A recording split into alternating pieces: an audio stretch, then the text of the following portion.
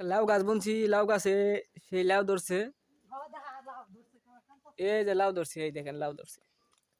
এই যে দেখেন লাউ ফুল ধরছে, লাউ ধরছে। লাউ কেবল ছোট, এই দেখেন। ওই যে দেখেন লাউ।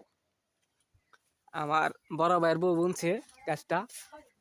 এই দেখেন লাউ, কেবল লাউ ধরতাছি কচি কচি। সবজি আবাদ করছে, এই যে দেখছেন সবজি। এই দেখেন মরিচ বুনছে, তারপর আপনার টমাটম গাছ, টমাটম বুনছে। এই দেখেন কি টমাটম ধরছে। সবজি কিনা খায় না, ঠিক আছে?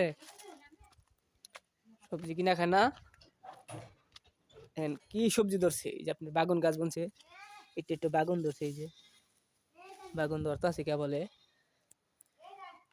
বাগুন কেবল ধরতাছে। লাউ ধরতাছে, এই যে লাউ। এই যে লাউয়ের জালি ফেলাইছে, কিন্তু গাছে ভিটামিন দিলে অনেক লাউ ধরতো। লাউ গাছ বুনছি আমরা। তারপরে হলো আপনার বেগুন গাছ আছে অনেকটি। বেগুন গাছে ফুল ধরছে। এই যে এক গাছে বেগুন ধরছে, বেগুন বড় হয়েছে। এই দেখেন কত বড় হয়েছে বেগুন, দেখছেন? কত বড় বড় বেগুন হয়েছে এই গাছটায়। অনেক বেগুন ধরছে। টাটা বুনছিলাম ডাঙ্গা, ডাঙ্গা গাছে ফুল ধরে গেছে। মরিচ গাছ আছে, টমাটম গাছ আছে, সব ধরনের গাছ বুনছে, ঠিক আছে?